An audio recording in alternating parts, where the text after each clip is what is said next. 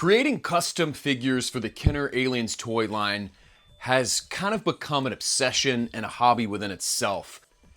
Between the comics, the movies, and now a television show, there is an incredible amount to pull from. I mean, there already was, even if you just were to expand on some of the characters in the comic books. But, last year, Alien Earth premiered on Hulu, and I feel like for the most part it was really well received. I thoroughly enjoyed it. It reminded me a lot of some of the backstories within the comics, taking a look at the corporations that basically run Earth at this point in time. And there were a lot of interesting characters. And I got the idea as soon as I started watching it. It's like, okay, how could I throw some customs together? And so really it's kind of just picking apart which characters I wanted to do. And I thought to myself, honestly, my favorite character from the series was Kirsch, so I knew I had to start there. Moro was up there for me, and of course Wendy, who basically this whole series sort of surrounds itself. The standard for which we hold anything in the Alien franchise to is damn near impossible between Alien, Aliens, and Alien 3, which is very underrated in my opinion. But looking at those first two films, they're pretty much perfect in my eyes, right? And so anything else that comes out after it is held to a pretty high standard. But I really love this show. I love some of the things it did, expanded the universe with different types of characters, and I can't wait to see what they do in season 2. With all that being said, let's talk about some of these figures that I made from the series in the style of the Kenner action figure from the early to mid 90s. So let's take a look at Kirsch first, because I do think that this figure came together the easiest. For the body, you have the Peter Venkman body from the Ghostbusters line.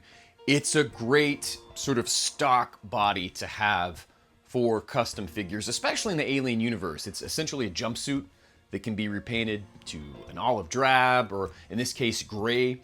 And it really sort of is a catch-all for a lot of different types of characters. So a really great body. As a matter of fact, I'm running low on backup Peter Venkman figures. I need to restock. And so yeah, just give it a paint job with some black accents on the belt and the boots and the shirt there, and I think it works really well. And the next thing to do was to find a head, and specifically something that could play towards that sort of wild white blonde hairstyle that Kirsch has. And I found that with the Nick Van Owen Jurassic Park figure, and I thought it worked really well. The only thing left to do after I did a head swap was to repaint the hair. I didn't opt for the solid white. I kind of went with something that is basically a platinum blonde that could kind of look white under different lighting. I may go back and touch that up with some more white, but I was really happy with the head sculpt that I found for Nick Van Owen. I think it works really well as a Kirsch figure. And meticulously painting those eyebrows, because the original figure has like brown hair, so getting in those eyebrows is always a bit tricky, but with the right sort of paint tools, it's relatively easy. And so Kirsch is probably my favorite character from the series, but as a figure, I like to think, okay, what would Kenner have done? What would be some neat accessories? It's not like he has weapons or a lot of different things that you could include with him, like with a Colonial Marine. So I opted to create some of the creatures from Alien Earth, and probably my favorite is the Teocellus. And finding a body for this was actually harder than it seems, because I wanted it to be smaller. I didn't want it to read too big and oversized. So lo and behold, I did find this packet of sea creatures from a hobby store, and there was an octopus in there. So I just cut the head off the octopus, got these white beads, and meticulously kind of painted on eyeballs, glued it on there, and gave everything sort of this lightly brushed red paint over it to make it have more texture and kind of look like maybe it just popped out one of its victims. And speaking of victims of the Teocellus, what Kirsch figure would be complete without the sheep that actually has the Teocellus creature inserted into one of the eye sockets? This figure was easy to track down. You can find little sheep figures just about at any hobby store or anything like that. And so I dremeled out the eye socket, popped in one of those beads, and gave it some nice blood kind of oozing out of the eye and painted on a little pupil that mirrors the T.O. Celis. So it really is effective. And I do think that, in my mind, in this retro future that Kenner is still producing these figures, they may include something like this to go along with it. Maybe a little less blood, maybe with a little bit more action. Maybe you could actually have the eyeball pop out of a sheep. Don't really know, but for the sake of what I'm capable of doing, I thought this worked pretty well. And I also thought I'd throw in the accessory from the Riddler figure by Kenner from the Batman Forever film. It's, it's this sort of backpack that has this arm that swings down, and I believe it sort of creates some sort of mind control for his victims. And I kind of thought this could be like a programming unit for Kirsch to program some of the other synths on the island. Just something else to kind of add to the mix. I was really happy with how this turned out. Like I said, that Peter Venkman body is so universal. Finding the right head is always a bit tricky. And as we get into the next couple of figures, I'll talk about some things that I've started to do to sort of help create more customized heads that fit closer to what we see on screen. Moro is probably my second favorite character from Alien Earth. He's such a badass, a headhunter, a man on a mission. He's doing Yutani's dirty work. And so I knew I had to make a figure for him. I had the Monroe figure from the Kenner Congo line, which is another great figure to use for customs. It's just got a great base, a lot of opportunity to customize. So I knew I wanted to go with that one.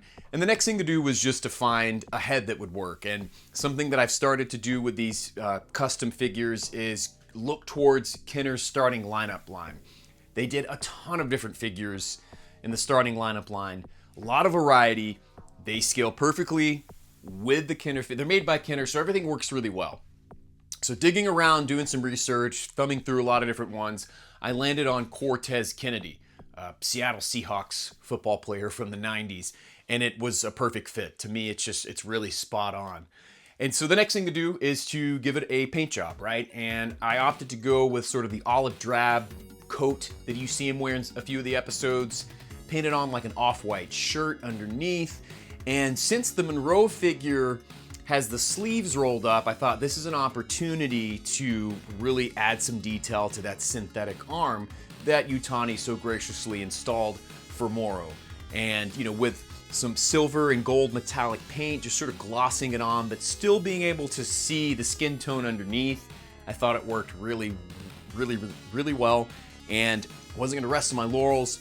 I decided to also include the extending blade that comes out of his hand, which we've seen him use in the TV show. I thought that was a really cool detail. And so dremeling out a tiny hole within his knuckle, you can pop this blade in.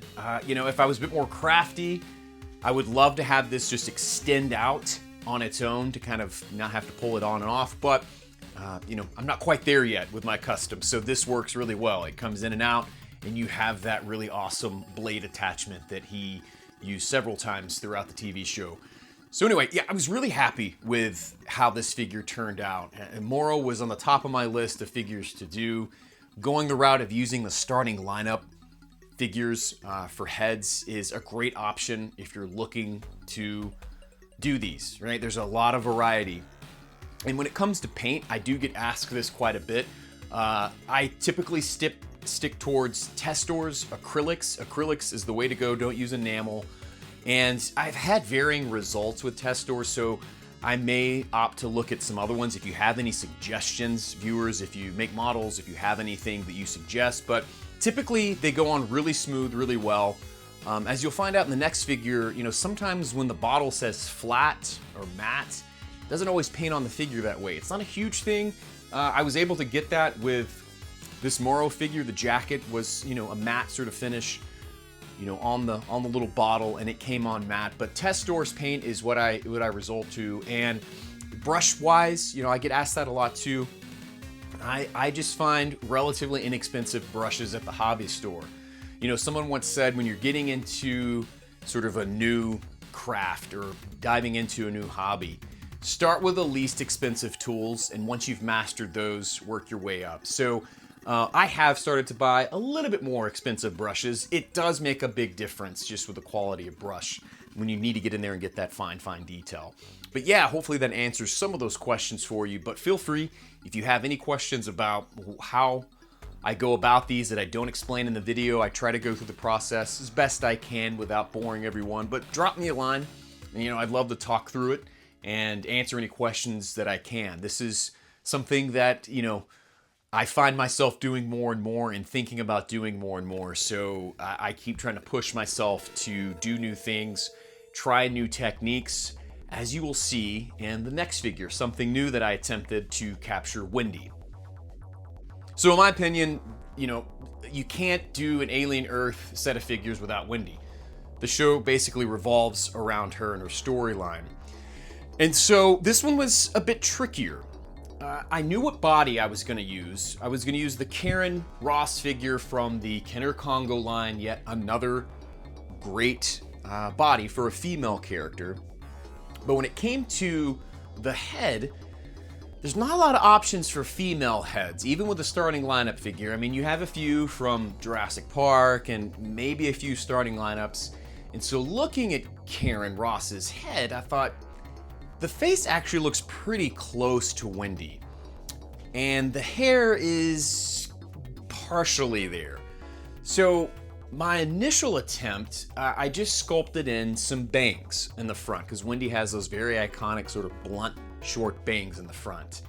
And I showed it to my wife, and she was like, "You can do better than that."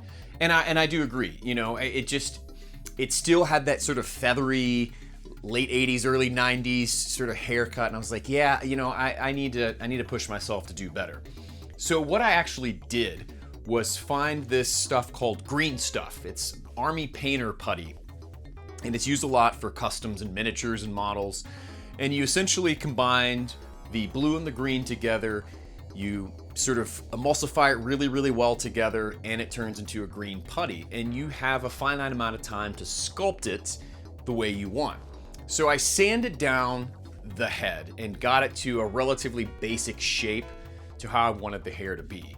And then I went to town sort of sculpting in this hair to give it a very custom look, something you couldn't find in any other Kenner starting lineup figure or any other figure that I could find that was out there, and gave it a dark brown paint job. I was super excited with how this turned out. I was super excited with how easy it was to work with this green stuff. It'll be a go-to item for me in these customs moving forward. And so for the rest of the figure, I gave her a dark blue top with some black pants. This is where the tester paint, it said flat on the bottle, but it actually came out really glossy, and I'm totally cool with that. And I know in the show, it's actually reversed. Her top that she wears a lot of times is black, and she has on like kind of dark blue pants.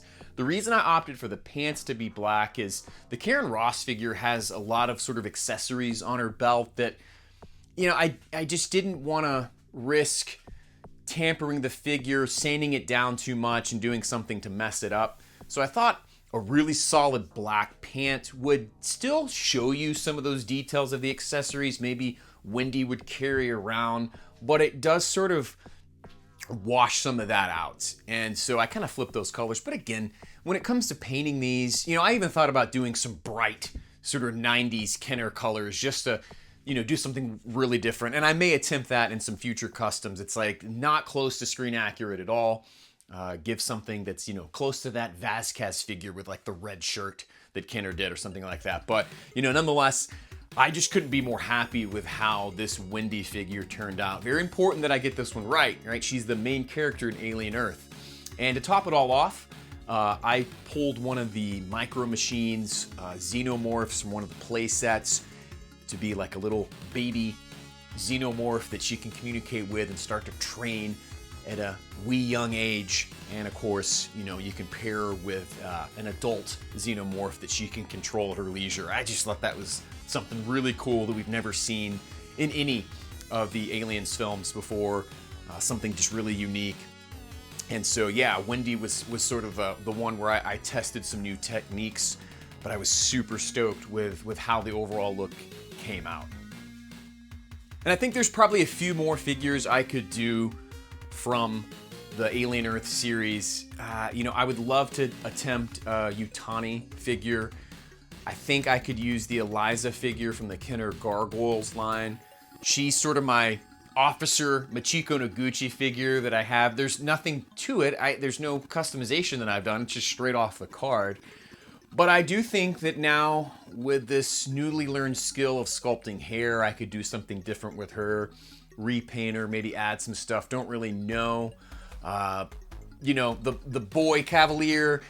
Maybe I could do something with one of the little kid figures from the Jurassic Park. I don't really know. There's some options, but these three are the ones that I really wanted to tackle.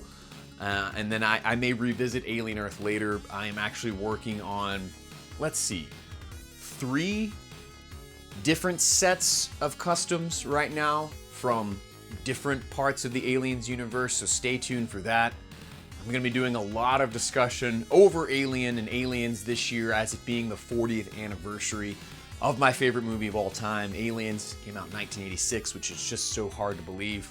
So we'll see what else is released. I haven't heard of anything, right? There's a new Aliens Fireteam Elite game that's supposed to be coming out. I was really hoping we would see some more stuff for the celebration of the 40th anniversary. Whether we get that or not, I don't really know, but here at 2 Day Rentals, between customs, a lot of other discussion over the Kenner toy line, just some other things I'm working on, the film itself, merchandise, video games, you name it. I'm going to be talking a lot about the Aliens franchise this year. And so really happy with how these customs turned out. Please let me know. I've heard from a lot of my viewers that they've kind of started getting into this after seeing some of my videos, or they were doing it before and they found my channel, and it's cool to swap, techniques or ideas with one another.